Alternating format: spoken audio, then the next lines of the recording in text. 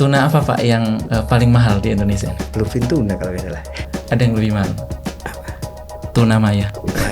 Tuna apa yang sebenarnya ditunggu oleh banyak remaja putri ya? Tuna yang sehat, yang bergizi bukan? Tunangan. Kami ingin memastikan bahwa tuna yang dikonsumsi masyarakat ini adalah tuna yang berkualitas. Jadi tahun tuna ini adalah sebagai salah satu pemicu bagaimana mencintai produk yang ditangkap di Indonesia. Karena ini tentu bukan hanya urusan pemerintah ya, ini bukan. Ada kepikiran kalau turis datang ke Indonesia itu bahwa saya akan makan tuna di Indonesia. Tanggal 6 Mei itu adalah Hari Tuna Dunia. Kami akan melakukan satu event, satu acara ya, itu di Surabaya. Kira-kira yang terkait dengan tahun tuna ini akan ada event apa saja ini? Ya, kami nanti dalam tahun tuna ini juga akan dengan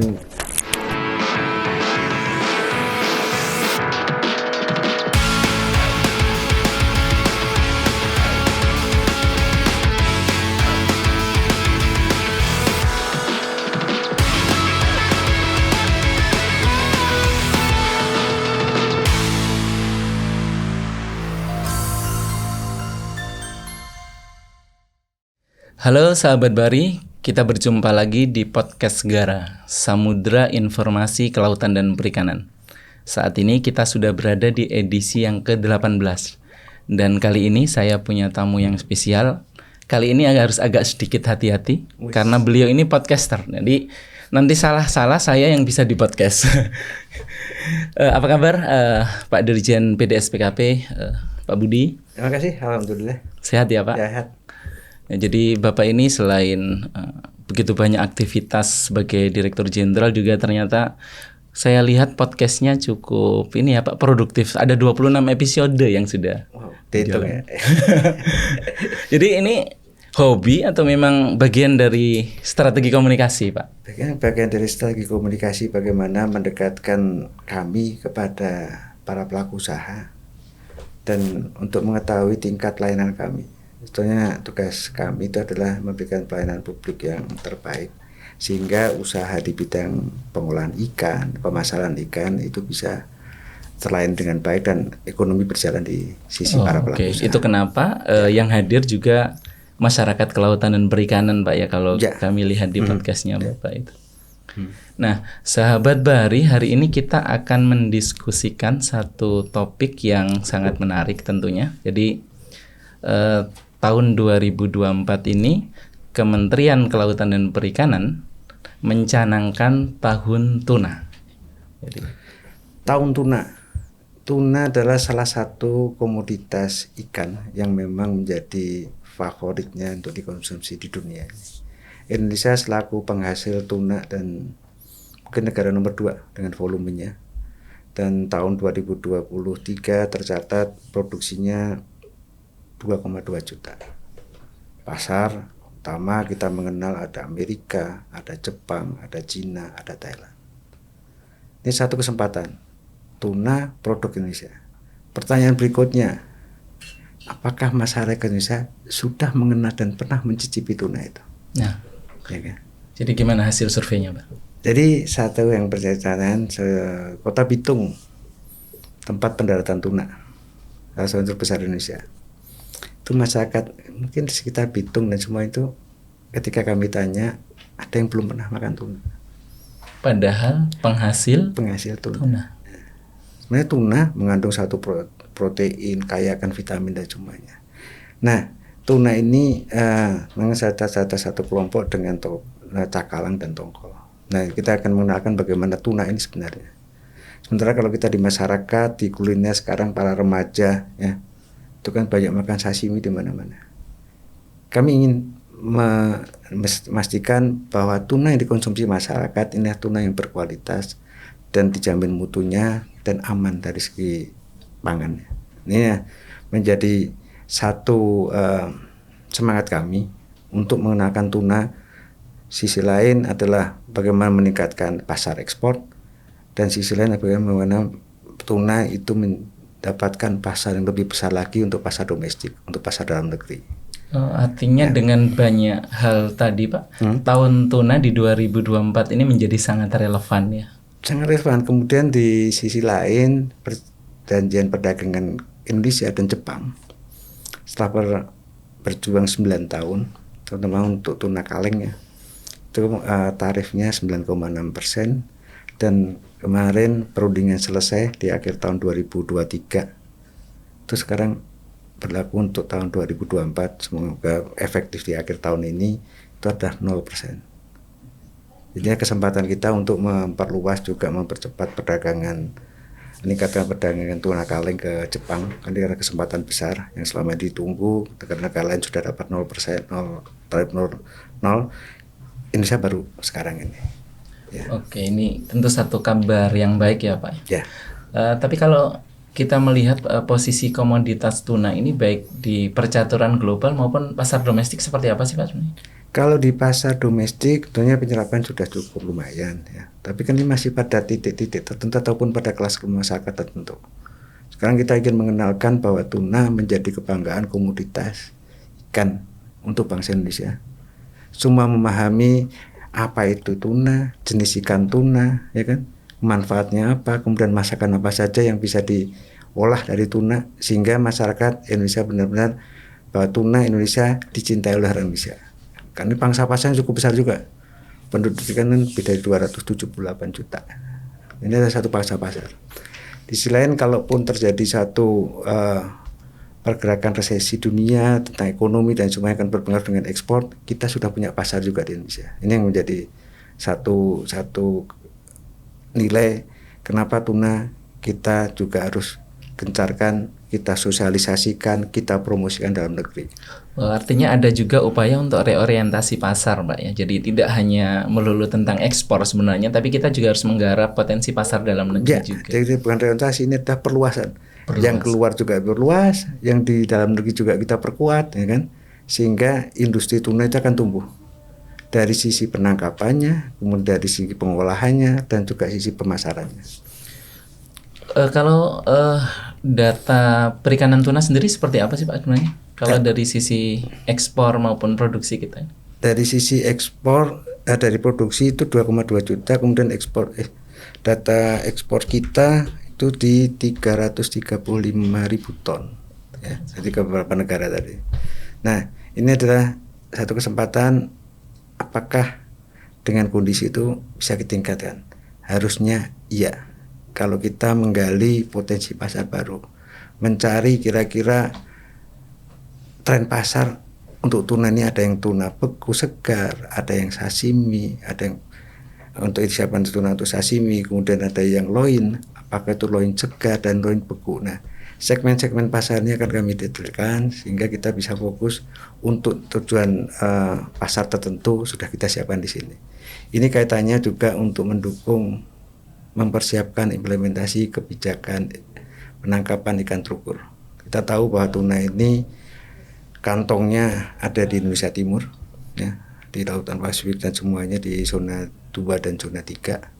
Nah, ketika nanti di sana armadanya dengan mengikuti perikanan tangkap terukur ini produksinya meningkat, nanti industri pengolahan apa saja yang harus disiapkan, atau industri pengolahan apa saja yang akan tumbuh di sana. Nah, ketika itu tumbuh, maka akan terjadi segmen-segmen pasar baru. Nah, ini yang menjadi tantangan kita, maka kita bergerak sekarang tahun tuna 2024 ini juga untuk sebagai langkah menyiapkan, mendukung kebijakan penangkapan ikan terukur. Baik, kalau untuk data produksi perikanan tuna dan ekspornya ini sebenarnya seperti apa sih Pak kita ini? Ya, dari data produksi kita memproduksi 355.000 ton. Ya. Kemudian nilai ekspor kita di tahun 2022 itu tercatat 922 juta US dolar nilai. Ini adalah nilai nomor 2 setelah udang untuk nilai ekspor Indonesia. Artinya memang sudah menjadi salah satu komoditas unggulan kita. Kemudian ini memang Indonesia ini dari satu tempat turunnya anugerah dari Yang Maha Kuasa, bahwa di timur kita ada Samudra Pasifik, Di sana ada tempat migrasinya tuna.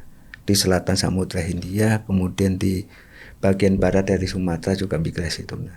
Nah, ini adalah keragaman tuna di Indonesia juga cukup tinggi, ya kan? Ada namanya yellowfin atau sirip kuning, ada yang sirip biru, ada yang mata besar, big eye dan semuanya. Ini adalah anugerah. Sudah masyarakat kenal, sudah masyarakat manfaatkan melalui penangkapan, ya.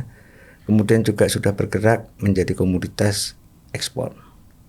Nah, yang menjadi hal yang harus kita tingkatkan, bagaimana kalau nanti itu meningkat penangkapannya, ya. Kalau meningkat itu berarti kan satu, kita harus harus cari pangsa pasar di mana. Pangsa pasar baru bisa jadi di kawasan Timur Tengah, ya kan? Ada yang mungkin di bagian-bagian negara mana yang sudah akan menjadi pangsa pasar, ini kami sedang pelajari. Namun di sisi lain yang tadi saya sampaikan dari awal, bagaimana kita menggarap secara serius tuna untuk pasar domestik.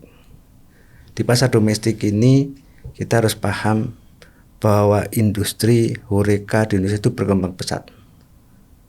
Ya, berkembang pesat, maka kalau kita masuk dari sekarang, bicara dengan para pengelola restoran, hotel dan semuanya, mari kita bikin membuat satu menu tuna, berbagai tuna, ya.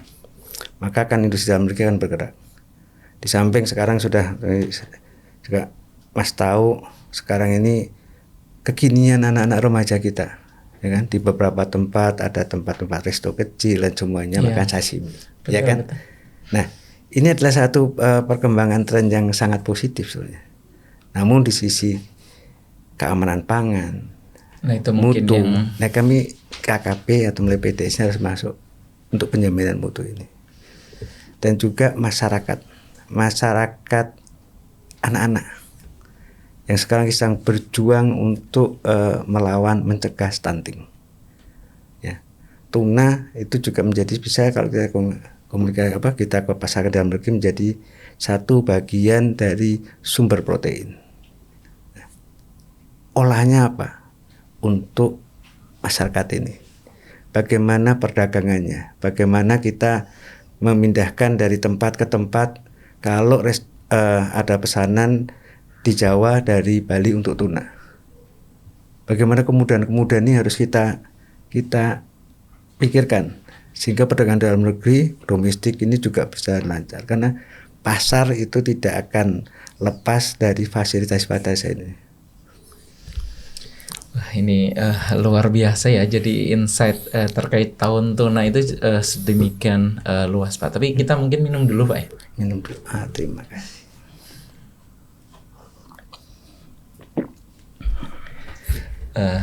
Tadi ada satu hal yang menarik. Jadi anugerah dari Tuhan itu tentu satu hal yang perlu kita syukuri. Tapi kalau kita bicara tahun tuna ini, bagaimana Pak kemudian ini tidak hanya menggarap pada aspek hilirnya, tapi menjadi semangat untuk perbaikan tata kelola tuna secara keseluruhan. Artinya dari hulu hilirnya juga bagaimana penangkapannya bisa dilaksanakan secara berkelanjutan, kemudian penanganannya bisa dilakukan secara baik gitu. Kelimpahan sumber daya ini adalah, kalau tidak kita kelola, ya, dengan pemikiran bagaimana daya dukung terhadap sumber daya itu sendiri, bagaimana kita memahami ukuran mana yang bisa ditangkap, ya kan? Kemudian bagaimana setelah penangkapan dan penanganannya sehingga pendaratannya, tempat penyimpanan begunya. Ini adalah satu hal yang menjadi jaminan terhadap kualitas dari hasil tangkapan. Nah, kalau hasil tangkapannya bagus, maka untuk pemasarannya atau pengolahannya ini juga menjadi satu potensi yang bisa ditangkap pasar lebih luas. Kalau kualitas tangkapannya rendah, ini juga nanti tidak masuk ke industri yang tingkat tinggi. Ini yang jadi pemikiran. Tidak bisa lepas bahwa ketika kita memperdagangkan atau mengolah suatu itu dengan kondisi kualitas bahan baku, maka di sana di sisi penangkapan teman-teman berkan tangkap sudah bergerak melakukan upaya-upaya perbaikan dan juga melakukan satu kontrol ketat terhadap bagaimana cara penangkapan ikan yang baik. Nah, ya kan, fasilitas di tempat pendaratan dimulai diperbaiki, ya, tempat penyimpanan beku mulai diperbaiki sehingga ini kualitas tangkapan itu diharapkan memiliki kualitas yang tinggi. Nah, teman-teman PDS melalui pembinaan mutu masuk ketika dia mengolah, mulai menyimpan dan mengolah itu juga memberikan pembinaan. Nah, sekarang ini adalah saatnya kita bekerja secara bersama, secara terintegrasi untuk melakukan ataupun mendapatkan hasil perikanan yang berkualitas dan memenuhi syarat pasar, utamanya syarat pasar internasional. Kalau internasional sudah masuk, maka dalam negeri masuk. Di tuna juga ada beberapa syarat sertifikasi. Mengenai sertifikasi ini juga sudah kami sosialisasikan dan semua, dan pelaku usaha sangat memahami ini adalah suatu kepentingan untuk pasar mereka. Jadi tahun tuna ini adalah sebagai salah satu pemicu bagaimana mencintai produk yang ditangkap di Indonesia, yang kita olah, kita kelola dengan baik, kemudian bisa masuk pasar ekspor dan bisa disenangi masuk pasar dalam negeri. Nah, kalau untuk potensi pasar nih Pak ya, selain dengan ya tentu kita punya pangsa pasar yang memang secara tradisional kita ada di sana. Saat ini yang coba untuk dikembangkan ini kemana lagi Pak untuk yang dikembangkan pasar tuna ini ke Timur Tengah. Ke Timur Tengah ya. Ke Timur Tengah, kemudian beberapa Indonesia di Eropa Timur. Sudah mulai mereka melakukan suatu komunikasi dan semoga ini menjadi sebagian dari pasar baru yang bisa kita dapatkan. Dan sejauh ini hasilnya cukup positif ya Pak dari positif ya. Oke. Nah, ada satu hal yang kemudian menjadi diskusi yang menarik Pak. Sebenarnya dengan penerapan atau pencanangan tahun tuna ini, kemudian bagaimana sinergi dengan stakeholder terkait ini akan dilaksanakan? Karena ini tentu bukan hanya urusan pemerintah ya, ini bukan pemerintah. Tahun tuna ini kami memang menjadi salah satu tujuannya itu memperkuat komunikasi antar pemangku kepentingan, sehingga dari sisi penangkapan, dari segi pengolahan atau dari pemasaran di masing-masing asosiasi itu kami ajak bicara semua. Kepada para pakar pun kita ajak semua, sehingga apa yang bisa kita lakukan terbaik untuk pengolahan tuna Indonesia. Ada beberapa seminar yang akan dikembangkan, kemudian forum diskusi, kemudian juga promosi kepada masyarakat, pameran-pameran ataupun expo. Ya, jadi nanti ada basar-basar tematik tuna. Mas tahu sekarang yang disukai oleh para ibu-ibu apa Pak? Rahang tuna. Rahang tuna. Yes. Yang dimasak dibakar-bakar ini banyak tren ya kan, karena di situ mungkin selain makan dan semuanya mungkin untuk ibu-ibu juga satu menarik. Saya pun juga suka. Rahang tuna ya, rahang tuna yang selama ini mungkin diolah setelah dilakukan pengolahan itu dibuang, sekarang sudah beberapa waktu terakhir lagi ini berkembang menjadi komunitas atau menjadi kuliner khas ya. Indonesia pakai tuna. Ada kepikiran kalau turis datang ke Indonesia itu bahwa saya akan makan tuna di Indonesia. Oke, ada branding yang ingin dibangun sekuat itu gitu. Ya, kita harus menuju ke sana. Karena itu adalah ikan yang dihasilkan salah satu terbesar di Indonesia, ya kan? Jadi kalau turis asing ya itu datang ke Indonesia, kalau saya di Indonesia saya akan cicipin tuna. Ini harus kita wujudkan sampai ke sana. Jadi kami juga bekerja sama dengan para ahli gastronomi ya, menggali resep-resep tentang tuna yang bisa diterima oleh masyarakat luas ini, yang bisa dikembangkan di resto-resto, di hotel-hotel di Horeca dan sebagainya.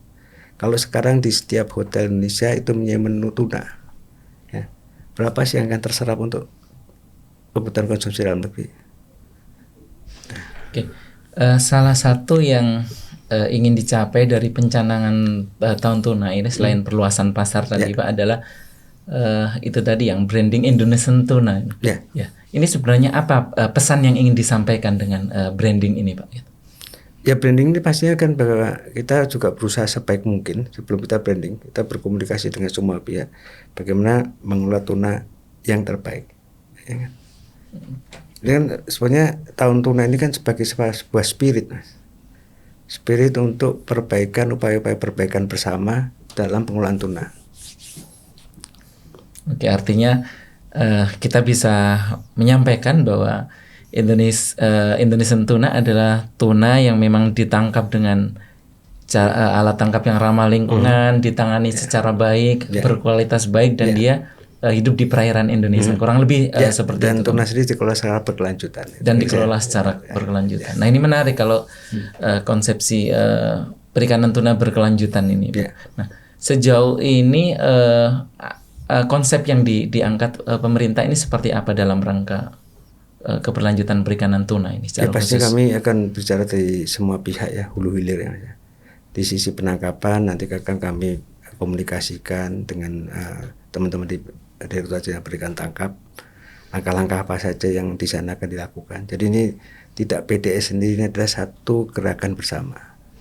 Ya, kami menginisiasi, namun juga kami memfasilitasi untuk memperkuat komunikasi antar pemangku kepentingan, bergerak bersama untuk mengelola tuna Indonesia menjadi tuna yang nomor 1 di dunia. Luar biasa. Ya kan? Tentang pasar akan terbuka ketika orang mengenal kualitasnya dan ini semuanya. Secara khusus apa ada hambatan-hambatan yang dihadapi Pak untuk langkah ke sana ini? Kalau hambatan nggak ada. Sekarang kan mungkin faktor komunikasi antar pihak yang kita ini kan. Dan kami berharap dengan tahun tuna ini, ya, para nelayan kecil, para penangkap tuna ini mengalami satu dampak positif. Mungkin satu edukasi yang lebih kuat ke mereka. Para pelaku usaha juga memberikan satu pemahaman bagaimana ketukap yang baik. Dan kami berharap tuna yang ditangkap oleh nelayan ini diperbaiki cara-caranya dan fasilitasnya. Kemudian adalah dapat diterima untuk industri pengolahan dalam negeri. Kalau mereka bisa menyerap 30% dari hasil tangkapan ya, yang diolah untuk loin, untuk apa dan memenuhi syarat, itu kan berarti dampak ini akanlah dampak pertumbuhan atau dampak perbaikan ekonomi kepada masyarakat nelayan kecil. Jadi kan jangan dibayangkan tuna itu yang menangkap kapal-kapal besar saja, nelayan kecil juga ada. Ya, artinya ruang partisipasi juga akan sangat terbuka luas ya. Jadi hulu hilir dan sekian skala usaha semua harus terlibat. Nah ini tahun tuna itu pemicu kecil, ya kan? Tapi kalau kita garap bersama, kita pahami bahwa ini adalah penting buat kita, ya, penting buat peningkatan ekonomi dari kecilan, kecil, ya, sampai ke tingkat eksportir, sampai ke industri horeca, maka dampak itu akan muncul. Jadi tahun tuna tidak diartikan hanya sebagai flagging saja, tapi tahun tuna diartikan sebagai gerakan bersama. Kemudian daerah mana saja sih Pak di Indonesia ini yang nanti tentu semua punya peran, tapi karena dengan dengan pertimbangan resource dan sebagainya itu pasti akan memainkan peran yang penting gitu. Ya, jadi peran penting nanti di daerah utama penangkapan tuna, ya kan? Di daerah di mana sudah berkembang industri pengolahan tuna. Ya, ini nanti bergerak, namun di tempat yang belum ada apapun harus kita kenalkan. Gimana caranya? Kami sedang mencari satu momen, ya, bagaimana kita makan tuna bersama di beberapa tempat dan jam yang sama, ya. Nanti kita menyediakan atau para pelaku usaha, kita akan bicara dengan para pelaku usaha menjadikan untuk orang mencicipi tuna seperti sashimi, makan bersama, ya. Tidak harus dengan kecapnya Jepang, dengan bumbunya masyarakat tradisional juga boleh, ya. Sehingga ini gerakan mengenal tuna, mencicipi tuna, ya, secara bersama. Nah, kemudian tanggal 6 Mei itu adalah Hari Tuna Dunia. Kami akan melakukan satu event, satu acara, ya, itu di Surabaya, di hotel. Kami kita dengan Marriott, mereka menyambut sangat positif, antusias. Adalah Tuna Day. Tuna Day. Ya, jadi nanti acaranya itu selain mengenalkan tuna, ada FGD, ada anak sekolah, ya. Dan masyarakat di situ nanti kami undang untuk mengenal apa itu tuna. Ya. Tuna di sini ada apa saja, bagaimana perdagangan tuna yang akan ekspor impor, nanti ada pelayanan khusus untuk ininya, untuk forumnya, dan untuk anak-anak sekolah nanti kita kenalkan tuna itu apa dan semuanya. Nah, ini adalah menjadi bagian awal. Nanti ada beberapa pasar-pasar yang saya sampaikan, pasar-pasar tematik ya. Barangkali nanti ada satu tempat di mana kita bisa mencicipi kuliner tradisional tuna. Nah, apa sudah ada ini Pak? Kalau tadi mungkin event di Surabaya itu kan salah satu event yang akan di-create dalam waktu dekat. Tapi apakah kita sudah punya roadmap untuk tahun tuna ini? Tahun tuna kalau roadmap satu bahwa kami sudah fokuskan untuk pameran-pameran internasional yang diikuti oleh KKP di Boston mungkin tanggal 10 sampai 12 Maret ini, dan April di Barcelona kami akan menampilkan tuna, dan ini kami siapkan sebaik mungkin sehingga yang dipamerkan di sana itu representatif tuna Indonesia yang baik. Oke, artinya seluruh keikutsertaan kita dalam berbagai event di dunia ini akan tuna tetap menjadi tema utama ya, sebagai bentuk posisi kita terhadap tahun tuna 2024 ini. Oke.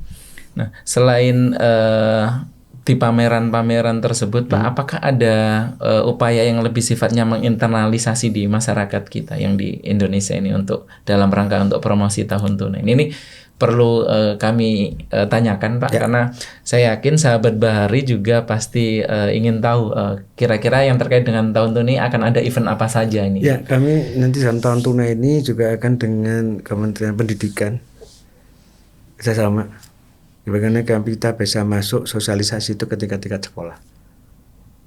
Ya, kalau di tingkat perguruan tinggi mungkin dengan para ahli ini untuk memperbaiki tata kelola tuna seperti apa. Pastinya berkomunikasi dengan pelaku usaha. Ya kan? Ini adalah satu event-event, mungkin seminar banyak. Tapi kalau seminar itu orang pasti mengkritik, akan menghasilkan kesimpulan ataupun buku. Nah, tapi bagaimana kita sekarang mengimplementasikannya ini. Nah, kita nanti dengan pihak-pihak ini akan bicara lebih detail lagi di bulan ini. Apa yang kita lakukan, kemudian capaiannya apa, siapa yang mengontrol nanti semuanya.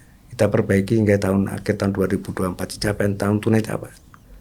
Oke, itu tadi menarik. Ada upaya untuk menyasar pendidikan usia dini. Artinya ada upaya perubahan mindset yang ingin dilakukan terkait dengan konsumsi tuna ini.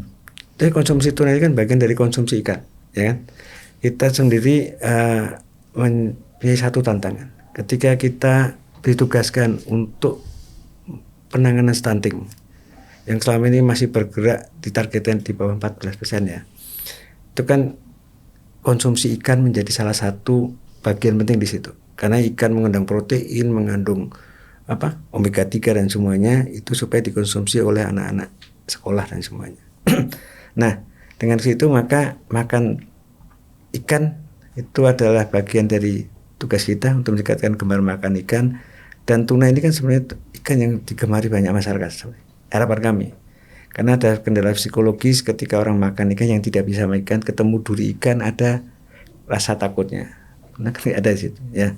Nah, ini akan kami sampaikan ke anak-anak sekolah, siswa-siswa supaya mereka ada satu perubahan mindset itu tentang bagaimana mengkonsumsi ikan. Sekaligus untuk menangani atau mencegah stunting. Dan yang tantangan lain, asupan protein. Indonesia asupan protein ini menurut FAO tahun 2022 itu nilainya 62 per kapita. Sementara rata-rata global itu 68. Nilai kita kalah dengan Timor Leste. Apa itu Pak faktor? Faktornya itu, maka kita dorong bagaimana kita meningkatkan konsumsi hewani. Bagaimana tuna ini, tahun tuna itu memicu orang untuk berani dan semakin mengkonsumsi ikan. Ya kan? Karena di situ akan menjadi kesempatan kita untuk memperbaiki asupan protein. Asupan protein ini akan protein ikan ya, aslinya akan mendorong peningkatan kecerdasan, ya, kemudian sehat, tumbuh kuat. Ini adalah langkah yang saling mendukung untuk pencegahan stunting. Oke. Nah ini Pak, kita cukup punya banyak pengalaman dengan pencanangan program-program yang serupa. Nah, bagaimana tim di KKP sendiri, tim di internal untuk memastikan bahwa ending dari seluruh kegiatan ini itu bukan hanya seremoni, tapi tadi saya rasa Bapak sudah menjelaskan cukup banyak goal besar yang ingin dicapai, dan termasuk bagaimana perubahan mindset, perubahan dan pasar dalam negeri yang ingin di-create ini. Seperti apa pengawalannya? Jadi kami sekarang dengan tahun tunai ini kan kami membentuk tim antar lembaga ya, antar pakar juga ada di situ, menyusun sebuah rencana kerja lah, seperti roadmap ini 1 tahun apa saja, dan setiap langkah itu disepakati untuk menentukan indikator keberhasilannya. Jadi ini adalah yang kita capai tahun 2024, kita evaluasi kira-kira dengan kondisi ini ke depan seperti apa. Jadi tidak hanya seremonial, namun juga kita akan membentuk satu alat ukur keberhasilan dari pencanangan ini. Sejauh ini dukungan dari sangat positif. Sangat positif. Sangat positif. Jadi para asosiasi ya, dan perguruan tinggi itu ketika kami mereka menyampaikan sangat positif karena ini adalah perhatian kita semua. Mungkin barangkali dalam selama ini pengelolaan ada hambatan, karena sesuatu yang mereka temukan dianggap hambatan. Ada yang mungkin ada sesuatu yang perlu kita bicarakan nih terkait dengan tuna. Dengan adanya pencanangan tahun tuna, kami undang para asosiasi, para pakar dan semuanya. Mereka cair. Yuk kita berangkat bareng untuk tuna Indonesia. Artinya sudah sedemikian positif ya Pak ambience-nya. Ya. Nah, bagaimana dengan peran pemerintah daerah Pak terkait dengan tahun tuna ini? Pastinya mereka dilibatkan. Sekarang kita semua pihak itu pasti dengan pemerintah daerah ya. Nah pemerintah daerah, para penghasil tuna ya, yang tidak pun ya, itu kan nanti kita sosialisasikan semua. Jadi nanti kan kita setelah formal ketemu dalam waktu dekat, kami akan sosialisasi secara ini, dan itu menjadi bagian dari tugas kita semua. Tidak ada yang kemudian kenapa saya nggak diajak. Ya, ini untuk tuna Indonesia. Jadi diundang tidak diundang, maka kita bergerak mendukung tuna Indonesia. Ya. Oke.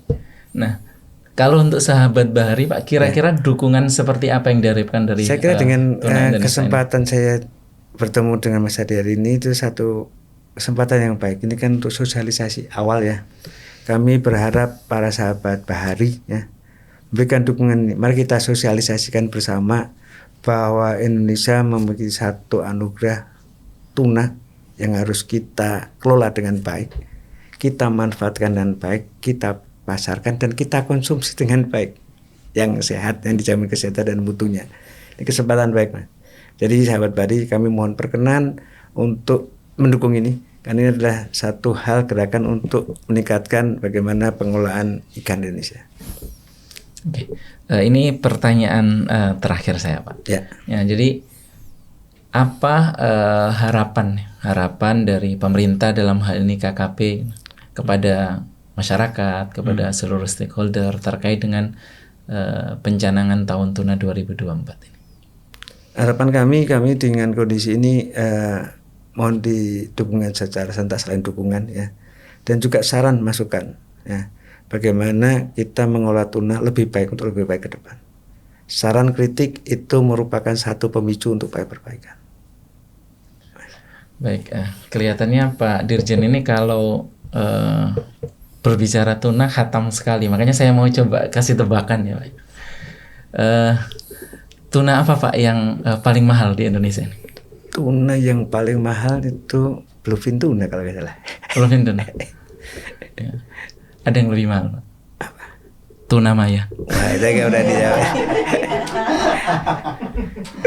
Baik, demikian sahabat Bahari, diskusi yang sangat menarik dengan Bapak Direktur Jenderal Perikanan, Bapak Direktur Jenderal Penguatan Daya Saing Produk Kelautan Perikanan, Pak Budi. Terima kasih Pak sudah memberikan insight yang sangat positif. Tentu 2024 ini kita pastikan, kita kawal semua tahun tuna untuk Indonesia. Sampai berjumpa kembali di podcast Segara berikutnya. Mas Yudi tadi sudah bertanya ke saya boleh tanya balik? Ya, siapa? Tuna apa yang sebenarnya ditunggu oleh banyak remaja putri ya. Ini kadang menjadi suatu kegelisahan kalau tidak datang tuna itu yang ditunggu-tunggu di mejanya dan cuma ya. Tuna apa kira-kira? Tuna yang sehat, yang bergizi bukan? Tunangan.